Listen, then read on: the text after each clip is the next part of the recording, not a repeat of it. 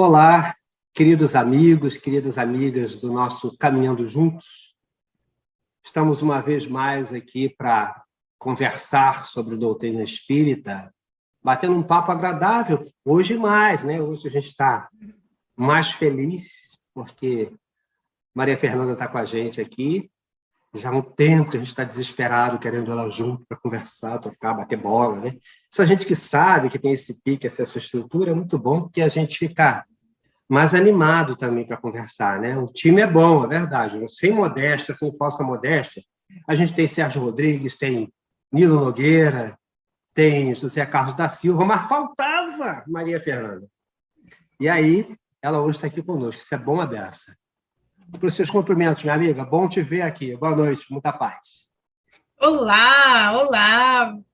Bom vê-los, né, a todos. Bom estar aqui novamente nesse clima, né, que já chama aí a gente para nossa casa, né, de volta. Saudade do Redenção, saudade de interagir com vocês. Então, que bom, uma excelente oportunidade. Obrigada pelo convite e vamos conversar. É isso aí, vamos conversar.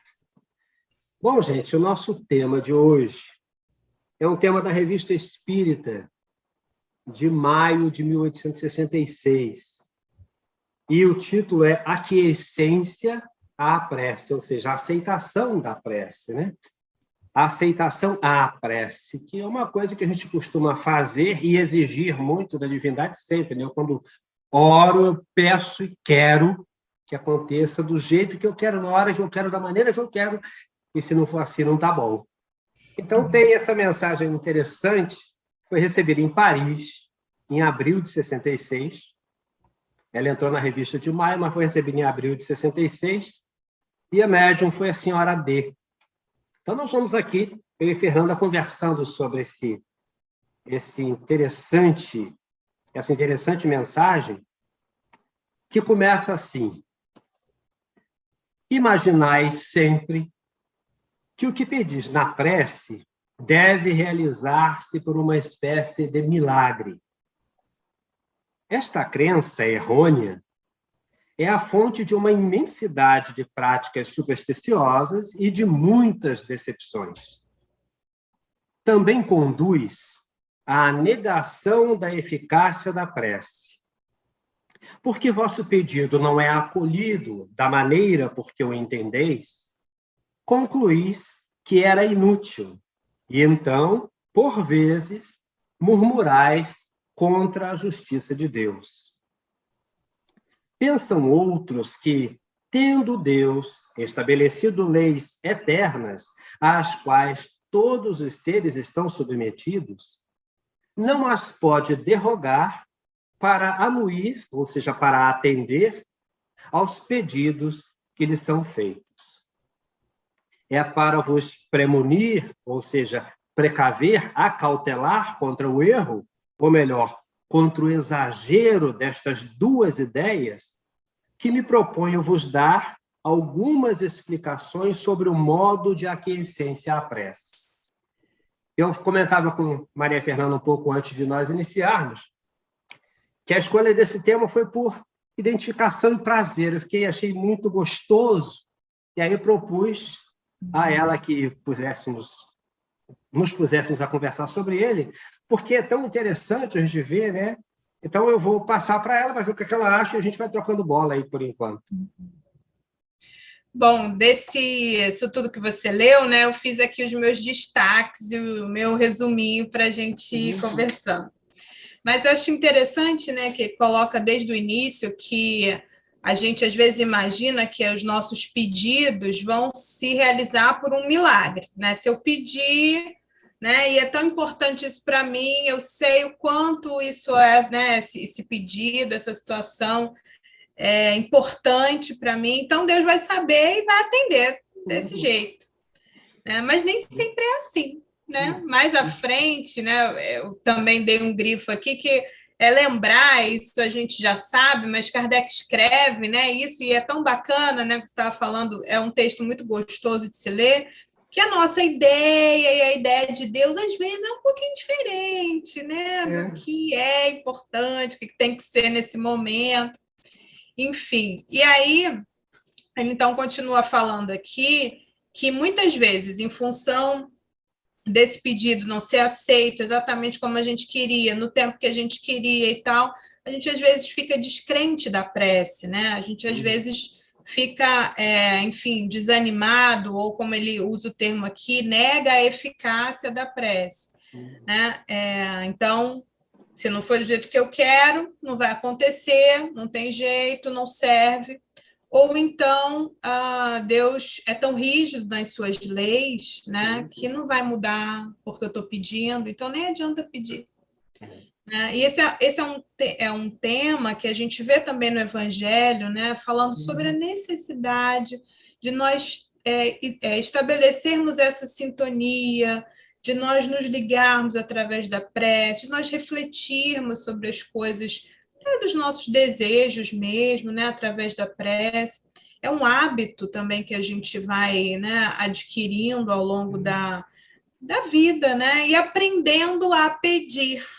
Né? Porque eu acho Eu que o acho mais que aí difícil é vem isso, né? também o desdobramento aí desse texto, né? O que ele fala, bom, já que vocês têm essas ideias, né, de que se não é do jeito que você quer, você não vai fazer a prece, ou que as leis são rígidas o suficiente para não valerem nem a pena pedir nada diferente, eu vou te explicar como que a prece pode ser, né, atendida ou como que ela é avaliada.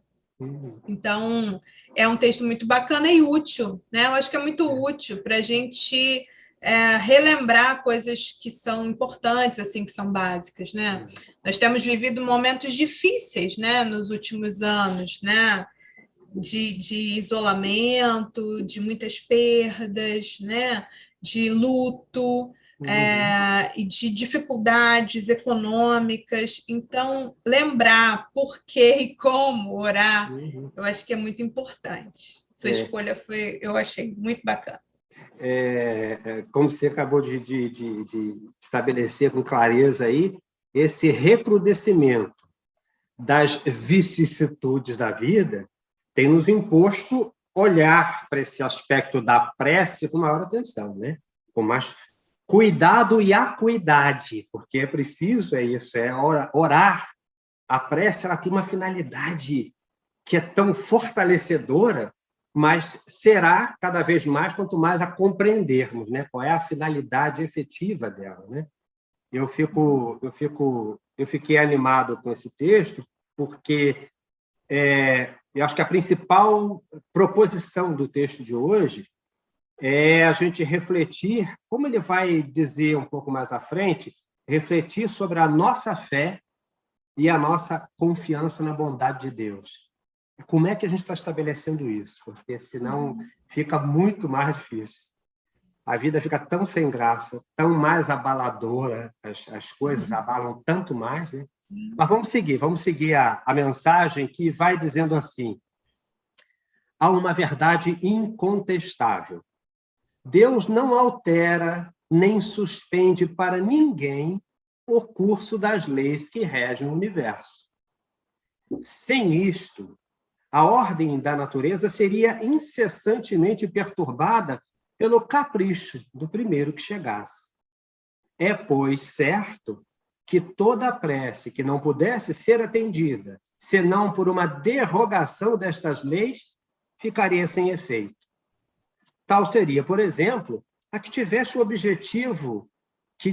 por objetivo a volta à vida de um homem realmente morto, ou o restabelecimento da saúde se a desordem do organismo é irremediável. Então, esse é um momento, por exemplo, que é importante, né?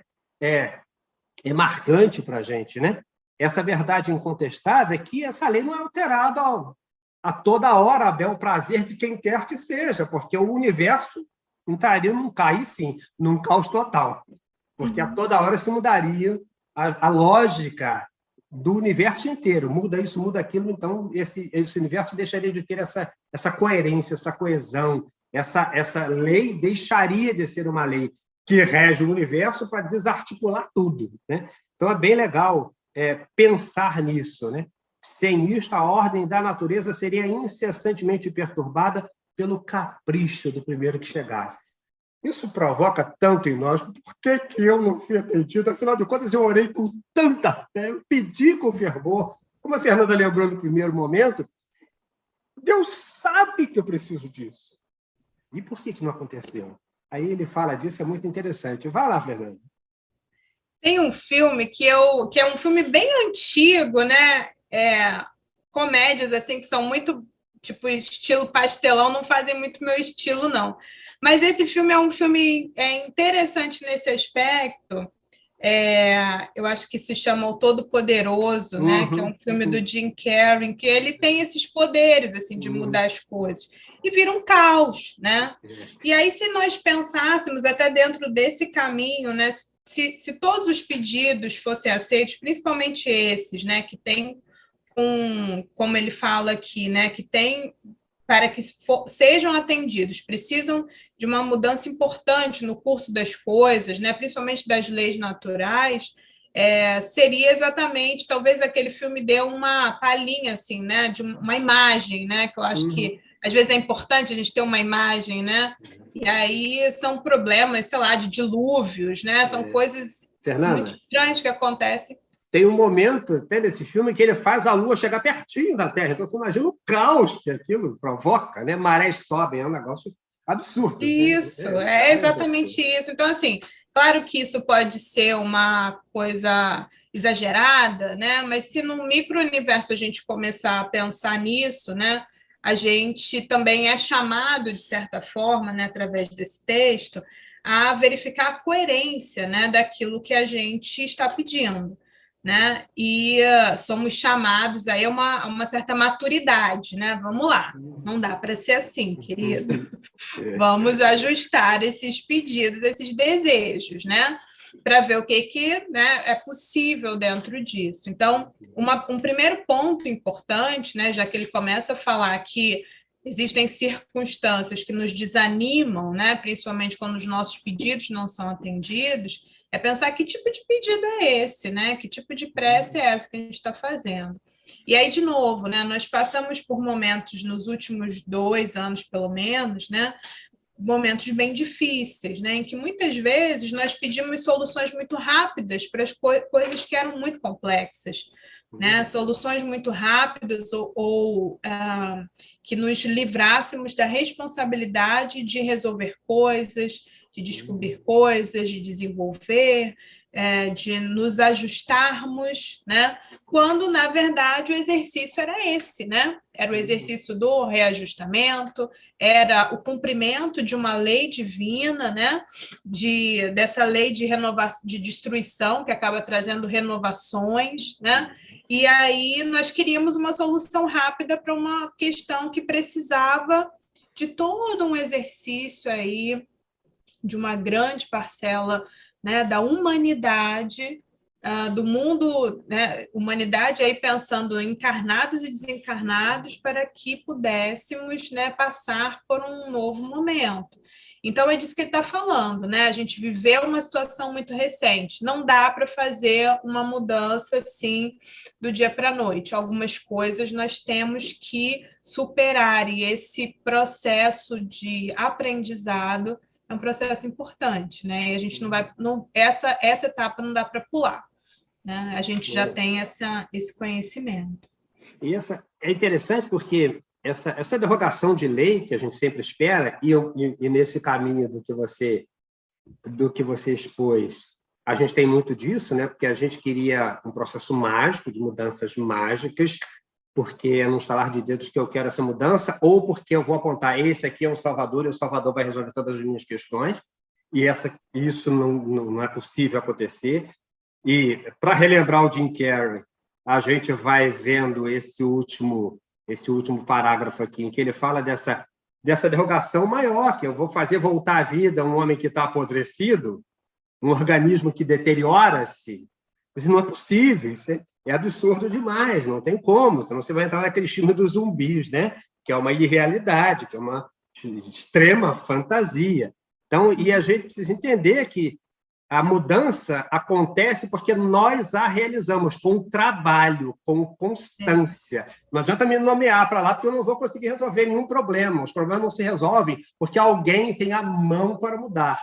A gente vai ver daqui a pouco, ele vai falar dessa mão de Deus, ou o dedo de Deus, que a gente gosta de pensar que Deus vai enfiar o dedo ali na questão e mudar radicalmente uma situação que só é possível ser mudada pela minha mudança, ou pela mudança que o outro executa, junto comigo até. Então, isso, se a gente perde de vista isso, a gente vai tentar fazer milagre. E milagre é derrogação da lei. Derrogou a lei, dançou, porque a lei não pode ser derrogada, senão a gente destrói o edifício. Né? Então, não dá para brincar com isso. Né? Segue a mensagem: não é menos certo que nenhuma é dada aos pedidos fúteis ou inconsiderados, porque a gente está falando das preces. E atendê-las, ele diz, não é menos certo que nenhuma é dada aos pedidos fúteis e inconsiderados. Eu não posso dar atenção a isso. Deus não dá atenção a alguma coisa que não vai atender de forma adequada, de forma útil a alguém ou a um conjunto, né? Porque a coletividade, porque senão a gente está, de qualquer maneira, abusando do direito de fazer, de ser, de ter. Isso é complexo demais. Né? Mas ficai persuadidos de que toda a prece, e aí é que começa a nossa gravidade pura e desinteressada, é ouvida e que é sempre levada em conta a intenção, mesmo quando Deus, em sua sabedoria, julgasse a propósito não a atender. É, sobretudo, então, que deveis dar prova de humildade e de submissão à sua vontade, dizendo a vós mesmos que, melhor do que vós, ele sabe o que vos pode ser útil. Então, a gente vai... E a Fernanda já falou isso, né? A gente vai tendo que assumir responsabilidade. Olha só, essa coisa não pode funcionar assim. Meu bem, eu fico muito chateado até de dizer isso, mas não vai ser possível. Dessa maneira e agora não dá. Segura. A gente vai tendo que aprender na marra, olhando para a vida, que não dá para fazer do jeito que a gente quer. Porque não é possível mesmo, não é possível porque tem uma série de coisas e pessoas e situações que dependem do movimento de uma pedra nesse tabuleiro. A gente não dá para fazer diferente. Mas fala você, que a tua fala é bonita. Então... Pois é, eu acho que aqui esse parágrafo, né, nos traz alguns pontos importantes. Né? A questão da utilidade da prece, né? O que a gente está pedindo, para quê, né? Qual é o objetivo disso. E muitas vezes a gente vê situações em que as pessoas estão pedindo, né, certa troca aí de favores, né, certos benefícios materiais, e até pedindo coisas para si que causam mal ou algum desconforto ao outro. Né? Então, ele fala da importância dos pedidos, né, da atenção que é dada aos pedidos que são úteis, né? A importância da prece feita de forma pura e desinteressada. E aí, por ser pura e desinteressada, mesmo que ela não seja atendida, de alguma forma ela é ouvida, né? Ela encontra um acolhimento, né? no plano espiritual. E aí, quando a gente se coloca, né, como conhecedores aí das leis divinas, no sentido da imortalidade da alma, né, da reencarnação, dos compromissos que nós assumimos previamente, às vezes fica mais fácil a gente compreender, né, essa situação em que essa prece não é atendida da forma como nós gostaríamos, e que é um exercício, então, de humildade, de submissão à sua vontade, né? Porque muitas vezes algumas situações são situações previamente acordadas, né? Que a gente não se lembra. que a gente combinou que não ia rolar dessa forma como a gente quer hoje, né? E que isso seria algo útil, importante para essa etapa de desenvolvimento que a gente está vivendo aqui. A questão é que a gente esquece, né, do combinado. E aí, às vezes, a gente sofre, né, com as coisas que não são possíveis nesse momento, né?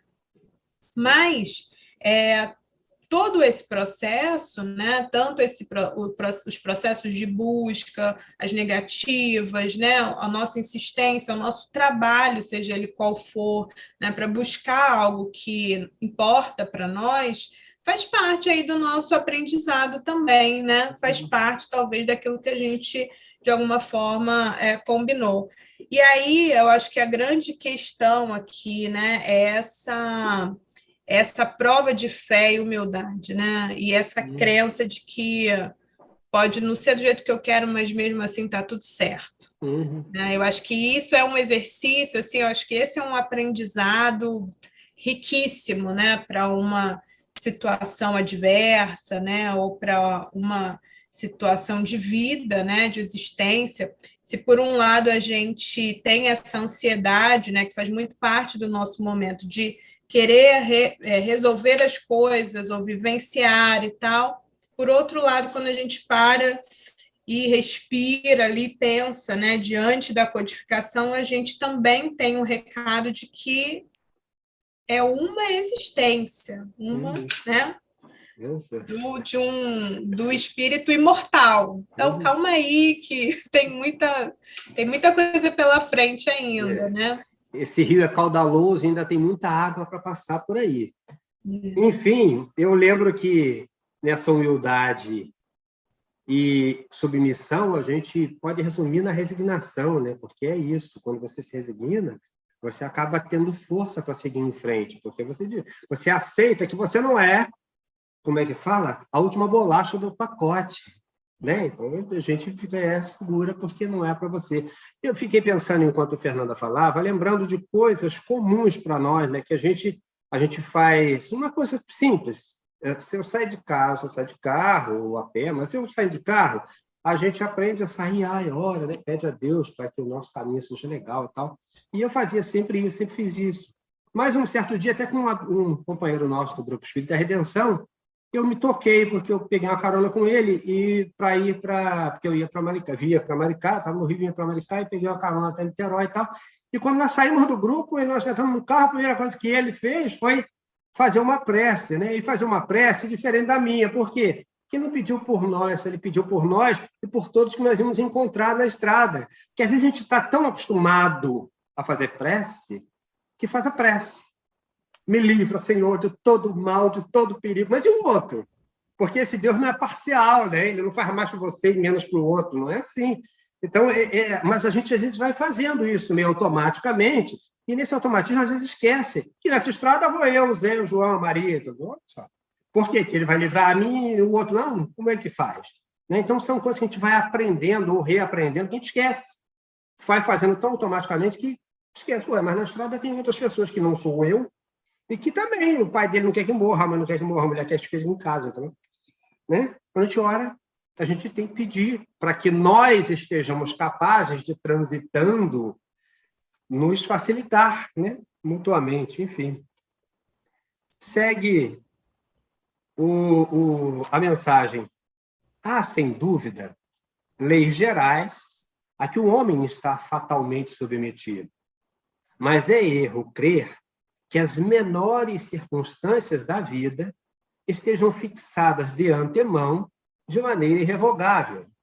Se assim fosse, o homem seria uma máquina sem iniciativa e, por conseguinte, sem responsabilidade.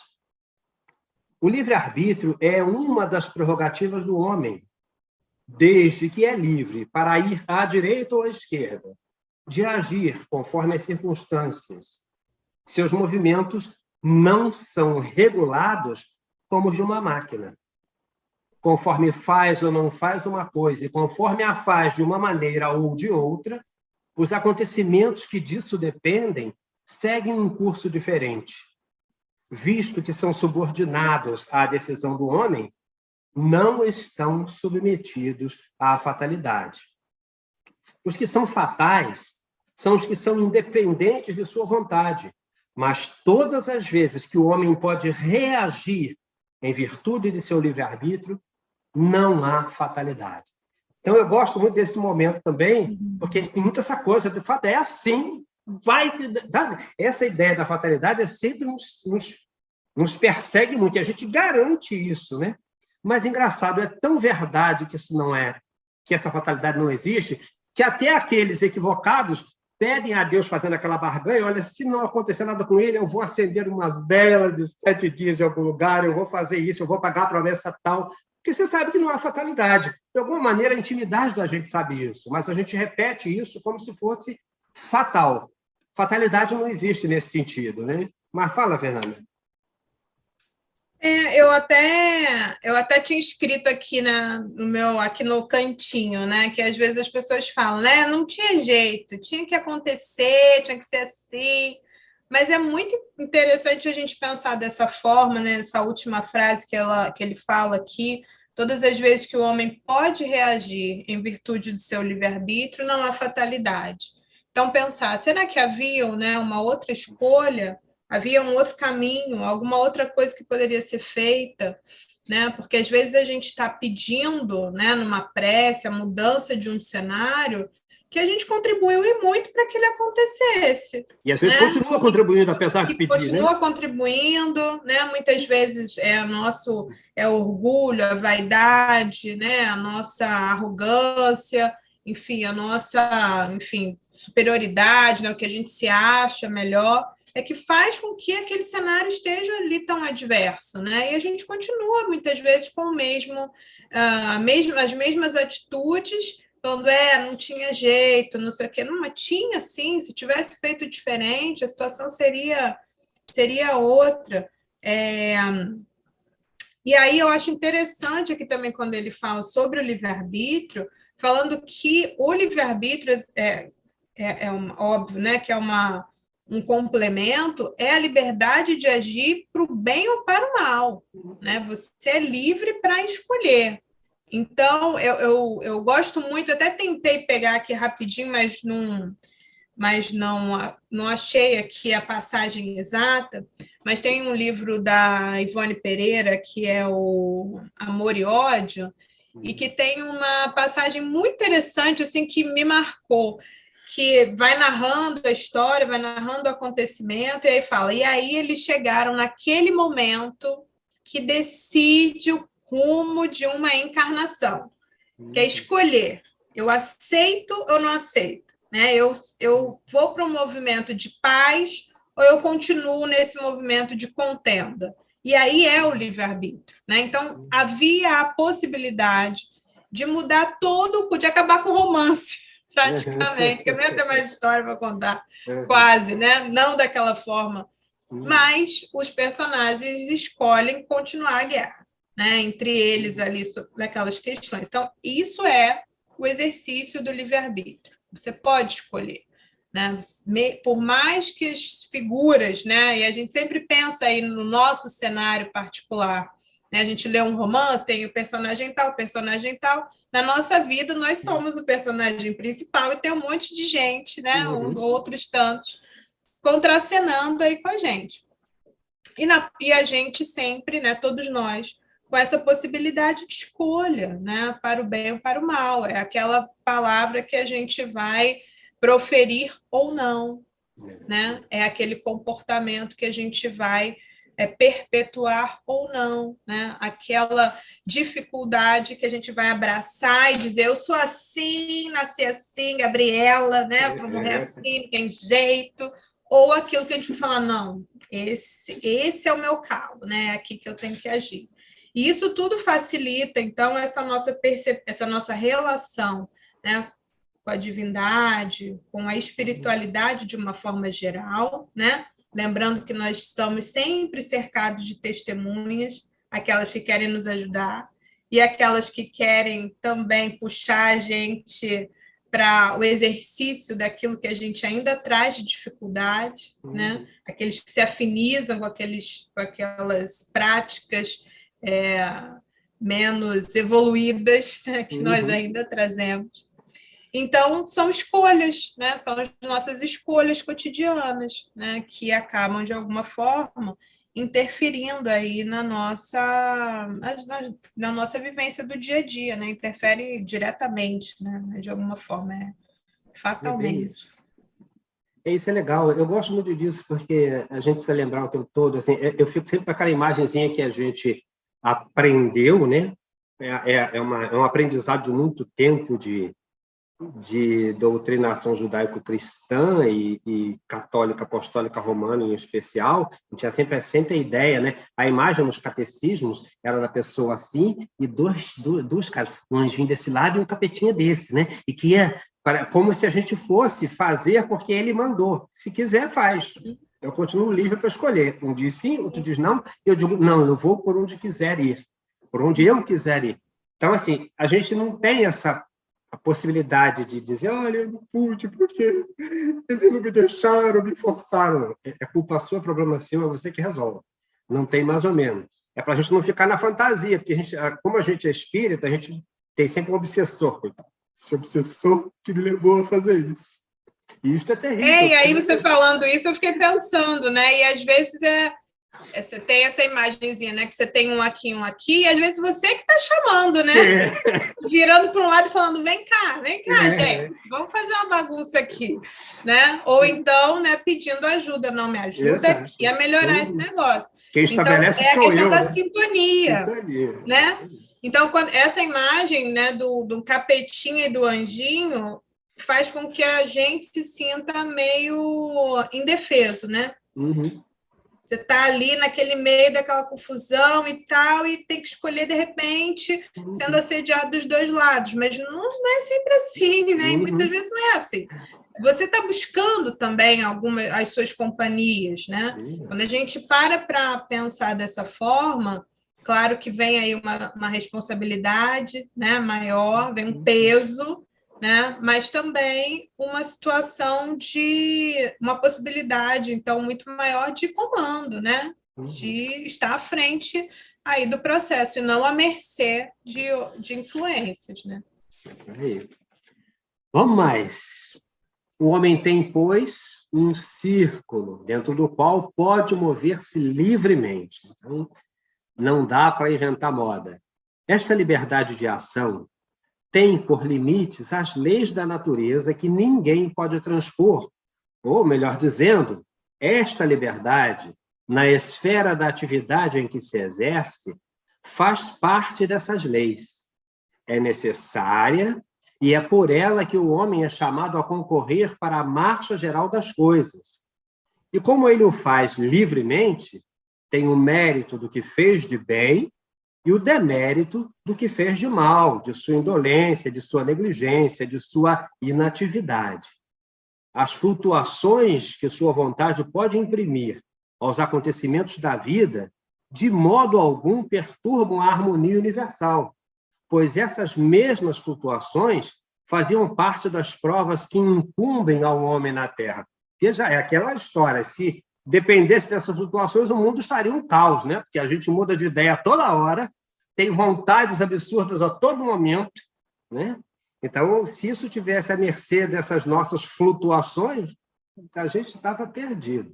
Mas, enfim, vai lá, Fernanda, porque eu gosto... Esse texto é tão gostoso, eu acho que ele é tão rico para a gente rever e se fortalecer, porque a gente vai tendo tão maior clareza do que nos cabe, ou de que maneira nos cabe encarar essa questão da prece, da oração, da fé, enfim, né? O que eu acho mais interessante aqui, né, a gente já estava falando do livre-arbítrio, é dizer assim, olha, você pode mudar de ideia, não tem problema. Tem dia que a gente acorda que está mais fortalecido, que está aí, eu vou fazer e tal, vou modificar, eu vou fazer isso diferente. E tem dia que a gente acorda mais tristinho mesmo, não tem problema. As leis universais não vão mudar por causa disso, o problema não vai mudar por causa disso. Hoje eu acordei um pouco mais tristinha, amanhã vamos lá, a gente recupera isso aí e ok, tá tudo bem. Isso também é o livre-arbítrio, né? Uhum. A questão é que dentro, então, a gente tem esse certo limite aí, né, de atuação, a gente tem um certo limite aí para as nossas flutuações, para as nossas indas e vindas, que são as leis da natureza. Então, é isso. Se você não estiver pedindo nada sobrenatural, beleza, tem um dia que você vai estar um pouquinho mais forte, tem um dia que você vai estar um pouquinho mais caído, mas vamos lá, né? Vamos seguindo. Né? Esse é o nosso curso natural, esse é o exercício do nosso livre-arbítrio, e nós temos afazeres aqui também, né? Eu acho que isso é sempre importante a gente lembrar. E o que a gente precisa fazer, as questões pelas quais a gente precisa passar, o que a gente precisa aprender, o que a gente precisa superar, a gente vai passar. Né? Vamos lá. No limite das coisas que dependem da vontade do homem, Deus pode, pois, sem derrogar suas leis, anuir a uma prece quando é justa e cuja realização pode ser útil. Mas acontece muitas vezes que ele julga a sua utilidade e a sua oportunidade de modo diverso que nós, razão porque nem sempre aquece. Se lhe aprouver atendê-la, não é modificando seus decretos soberanos que o fará, mas por meios que não saem da ordem geral, se assim nos podemos exprimir. Então, essa é uma coisa também bem legal, né? Porque a gente lembrar o tempo todo que, primeiro, não acontece se na avaliação a lei percebe, tem clareza, Deus tem clareza total, que é possível atender? É. Sem derrogar essas leis, ele vai atender, ele vai aquecer a essa prece. Se ela for justa, e se essa realização for útil, o mais importante é isso, é o caráter de utilidade e de verdade com que você está fazendo a sua rogativa, né? E esse é o contexto mais importante. E ele vai atender, se aprouver atendê-la, sem modificar esses decretos. Tudo vai acontecer dentro do processo natural da legislação divina, né? Da lei da natureza. Isso é tão rico, mas a gente vai ver daqui a pouco que existem exemplos práticos na vida que mostram que a lei se articula através do outro. Olha, é esse círculo no qual ele falou que o homem está, e nesse círculo ele está livre, é nesse círculo que a gente constrói a fraternidade, a solidariedade, porque a lei movimenta para que isso se dê. Né? Então, bem legal. Vá lá, Fernanda, fique à vontade. Eu acho que uma das questões interessantes, né, até já tinha falado antes, é que às vezes o nosso julgamento é diferente, né? Uhum. Porque a gente acha que está na hora de acontecer, de repente não é tão oportuno naquele momento. Né? Então, esse é também o nosso exercício aí de fé, né? De resignação, como você tinha falado, né? Sabendo que aquilo que é de fato possível, é oportuno, é bom para a gente, vai acontecer no momento certo. Né? E aí, seguindo, diz assim, os espíritos executores de sua vontade são encarregados de provocar as circunstâncias que devem levar ao resultado desejado. Quase sempre, esse resultado requer o concurso de algum encarnado. É, pois, esse concurso que os espíritos preparam, inspirando os que devem nele cooperar, o pensamento de uma ação, incitando-os a ir a um ponto e não a outro, provocando encontros propícios que parecem devidos ao acaso. Ora, o acaso não existe nem na assistência que se recebe, nem nas desgraças que se experimenta. Mas aí eu quero pedir licença a vocês, porque eu tenho situações da vida que vão dando para a gente esse testemunho, né? Numa situação muito trivial até, aparentemente trivial, hoje eu comentava com a Maria Fernanda um pouco antes de nós iniciarmos aqui esse vídeo. Nós tínhamos que nos deslocar, eu e minha esposa, até o centro de Maricá para resolver algumas questões. Tá? Fomos com o nosso carrinho e tal, faz a nossa prece quando sai de casa. Eu cheguei lá, resolvemos as coisas todas pela manhã. E quase 1h da tarde nós fomos para o estacionamento, pegar o carro. E eu entrei no carro, ela também. Eu até entrei no estacionamento, peguei, ela pegou na porta do estacionamento, aí ela entrou. Como a rua sobe uma ladeira para descer na outra. E o que eu fiz? Aí tal, comecei a subir a ladeira, um barulho.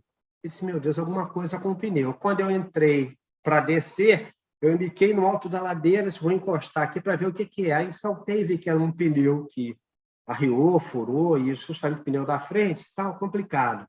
E só que onde eu estava eu não tinha o que fazer, eu tinha que sair dali porque era uma esquina, aí eu consegui tirar o carro, botar à frente de um outro, mas ainda num acentuado declive. E aí, pronto, o que eu vou fazer? Como é que eu tiro esse carro daqui? Como é que eu troco pneu na ladeira? Porque foi um negócio complicado. Eu tinha um carro à frente, se eu solto ali, eu bato e tal. Tudo isso passa muito rápido. Deixei ali, saí, fui ver se encontrava alguém que me orientasse onde achar um borracheiro. Não era possível, a rua um pouco deserta. Eu disse, caramba, eu fui até lá embaixo, tentei, então não consegui, eu voltei para não deixá-la só. E quando eu voltei, surgiram os 2 amigos que nos puderam ajudar. E eu estava tão tenso que eu disse, cara, não vai dar para eu tirar esse carro, porque eu tinha que dar uma ré, e ele com o pneu totalmente arriado, e ele estava fazendo uma trepidação e indo para frente. Eu disse, eu vou bater na traseira do outro, vai ser caótico. Assim, então fica tranquilo, eu posso trocar? Ele entrou, conseguiu dar ré para tirar daquele local e entrar em outro, para a gente poder trocar o pneu. Tudo isso acontece assim, do nada. Numa outra situação anterior a essa, eu passei uma dificuldade de saúde muito séria com asma, né? E nós tínhamos uma situação em que minha esposa ia fazer uma cirurgia já marcada, nós prontos para sair. Quando eu saí de casa, começou aquela crise de asma pesada que você não consegue dar um passo. Ela ligou para uma vizinha aqui. Nós moramos aqui em Maricá. Então, nós ligamos para ela ligou para essa vizinha, que eu mal conseguia falar. Ela ligou, a vizinha atendeu e disse assim, pode deixar, dona Dirlene, já estou indo aí, porque já tinham me avisado que alguém ia me ligar precisando de mim. Ela estava literalmente pronta ao lado do telefone, esperando o telefonema. Então, são essas coisas que ele está falando aqui, que são a essência da prece, porque a gente pede, a gente não sabe por onde vem. Mas, às vezes, e nós vamos ver mais à frente, os benfeitores estão trabalhando nesse sentido. Tudo se articula com os encarnados que vão ou não atender. Podem ou não, tem livre-arbítrio. Ela podia dizer, não vou fazer o quê? Mas ela já estava pronta e veio naquele... 5 minutos ela estava na minha casa. E já trouxe o genro dela para me levar, porque aí ela foi no táxi que ia para a cirurgia, e o genro para me levar à UPA. Você entende essa coisa que é muito bem articulada, que é milagre de Deus? Não, é só isso, é só essa ação providencial da lei, usando os recursos que os espíritos benfeitores podem propor, falando com quem? Com o encarnado, porque se o encarnado não quiser atender, vai ter outra solução, mas eles procuram os encarnados, que é a oportunidade de todo mundo agir em benefício de todo mundo. É por aí. Mas fala, Fernanda, é porque isso está tão presente que eu tenho que falar disso para a gente lembrar que esse é o dia a dia, não tem mágica nenhuma. Não é uma coisa milagrosa, é o dia a dia. Eles usam a estrutura que a gente tem. Jesus usava lá as parábolas do dia a dia para ensinar. Eram coisas muito simples, né? É isso, né? Eu acho que é o que ele está falando aqui. Os espíritos, né, executores da sua vontade, sejam eles os desencarnados, né, que nos chegam assim de repente e nos provocam aí algumas ideias, né, as intuições, vai por aquele caminho, né? Os rapazes estavam chegando ali na hora que você precisava, a hora que você chegou, os rapazes já iam chegando também e eram aqueles que poderiam ajudar. Né? A questão aí também acaba chamando a atenção para a gente, né? Do quanto é importante a gente ficar atento, né? Para esses chamados, essas sugestões, essas ideias que vêm de repente, né? Para que sejamos úteis, né? Para que possamos ser, então, nós, esses que são instrumentos aí da realização da vontade divina, né? Então, eu acho que para além, né, da gente pensar de como os nossos pedidos, os nossos desejos, as nossas necessidades possam ser atendidas, pensar também como que nós podemos ser úteis, né, sendo também instrumentos da realização desses pedidos e tal, né, dessas questões para as pessoas que estão ao nosso redor. Interessante as suas vivências, né? Porque é isso, a vida. Muito legal.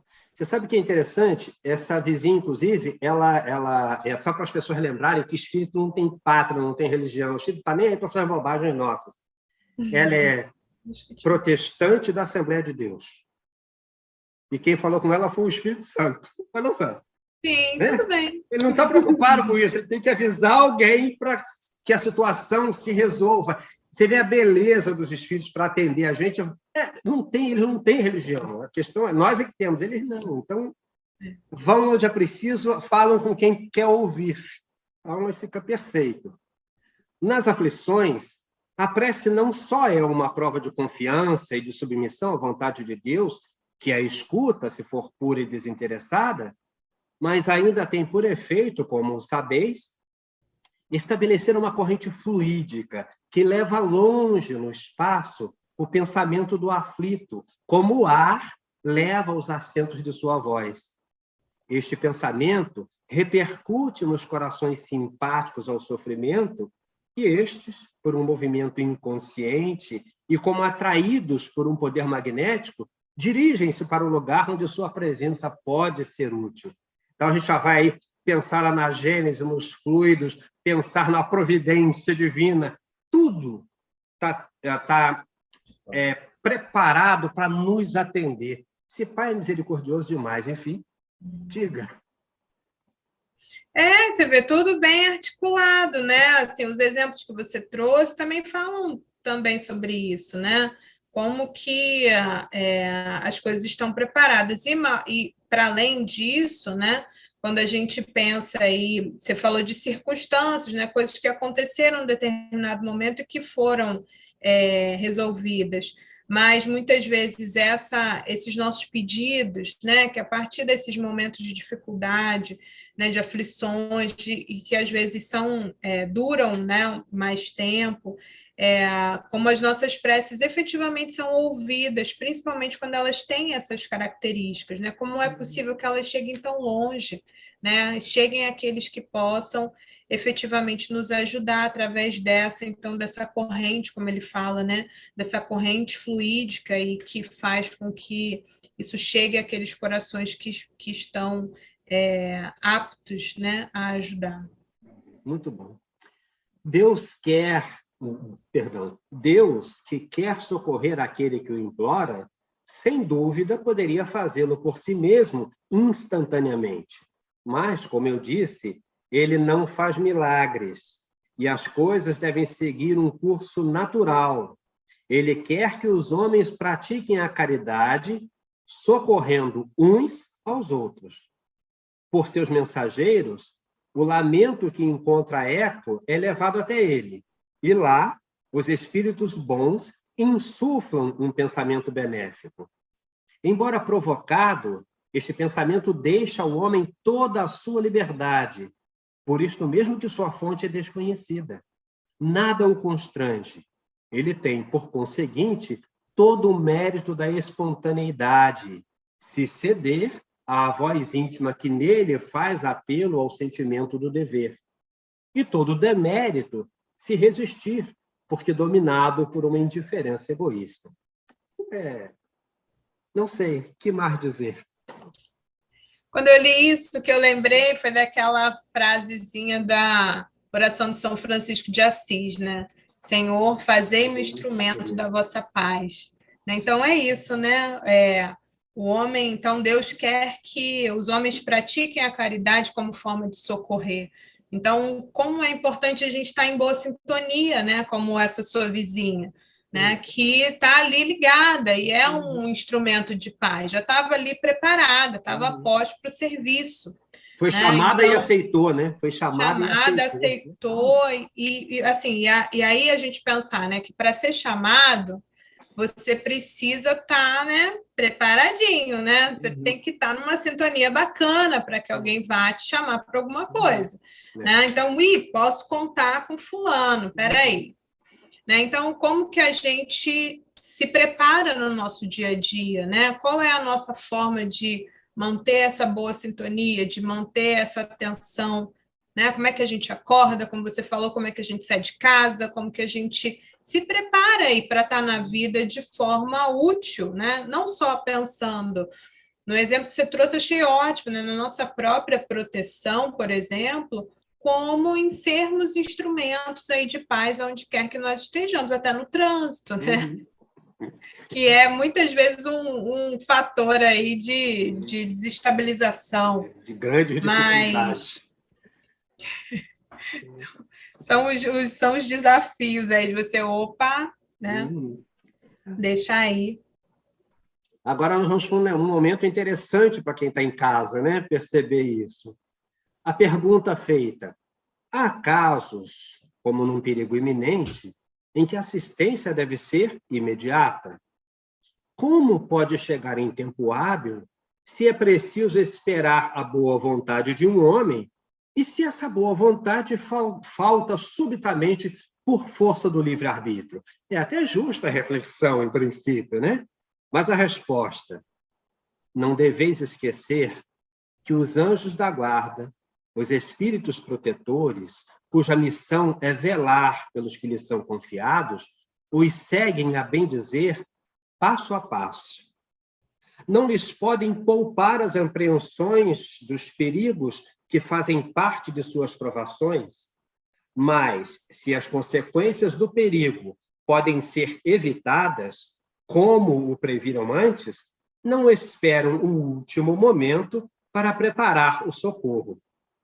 Se, por vezes, dirigem-se aos homens de má vontade, é visando procurar despertar neles bons sentimentos, mas não contam com eles, ou seja, não deixam a nossa vida nas mãos desse que ele sabe que não vai cumprir. Provocam para ver se ele aproveita, né, essa oportunidade para crescer. Isso é legal. O tempo todo eu gosto muito de lembrar da misericórdia divina.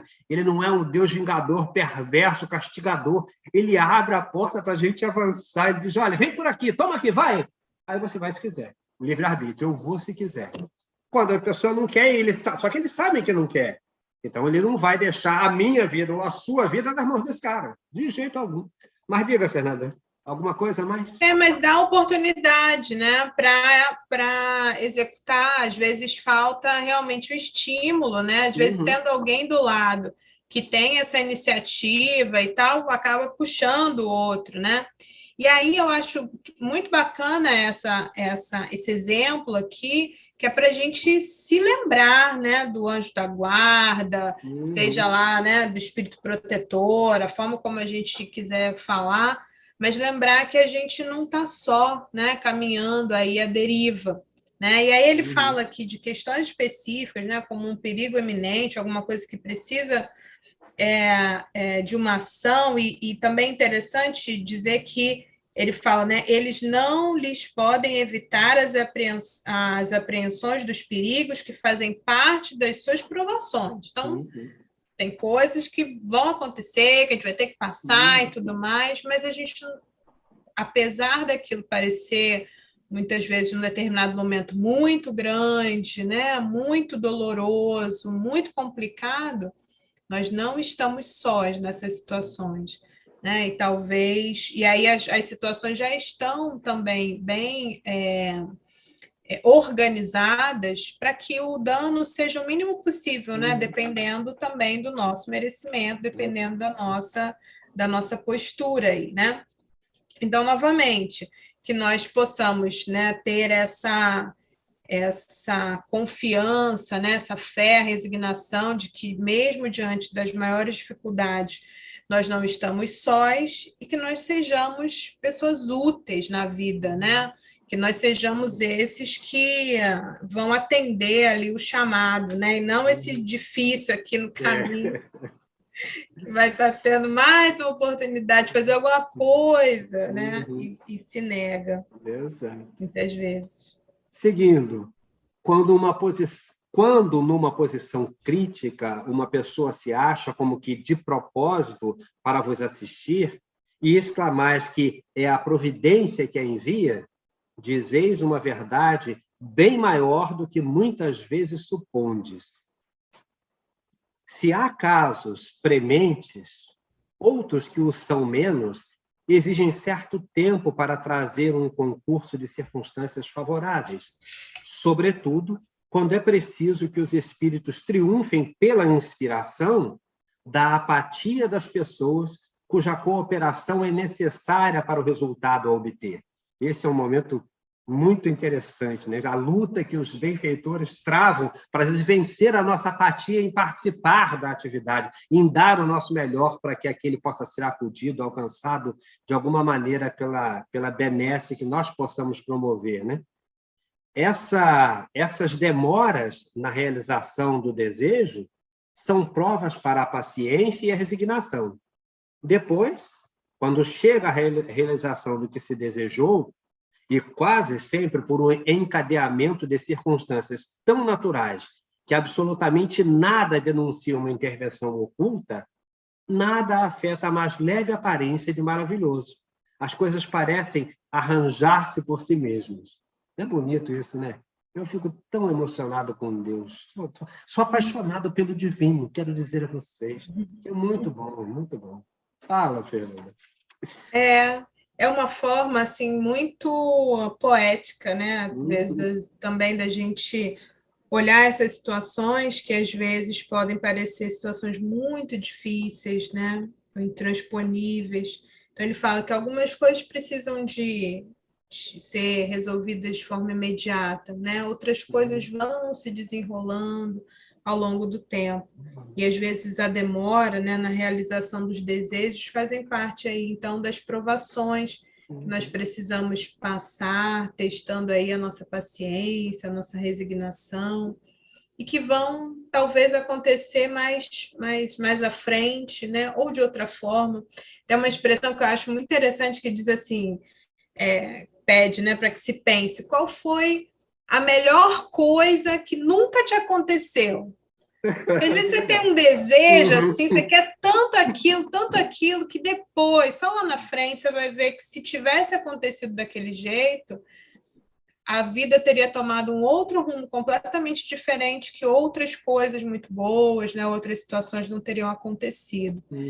Então, mas isso você só consegue ver depois, né? Você só consegue ver muito tempo depois, você consegue ver lá na frente e consegue medir, então, que bom que aquilo não aconteceu naquele momento, né? Que as coisas não foram dessa forma. E aí as coisas, né, que vêm acontecendo como elas têm que acontecer, de repente parecem tão naturais, né? Como ele fala aqui, as coisas se encadeiam, né? As pessoas que precisam aparecer para auxiliar naquela situação, para dar um novo rumo, aparecem e tal. Você fala, ai, que bom que aquilo que eu queria caiu tanto do céu. aconteceu. Nossa, mas você caiu do céu aqui nessa situação e tal. E não foi, né? Na verdade, está tudo bem orquestrado ali, bem encadeado, respeitando os nossos tempos também, né? Quando ele fala aqui, então, que às vezes as pessoas são apáticas, né? Então, você tem que ainda, os espíritos têm que ainda lidar com essa resistência à cooperação.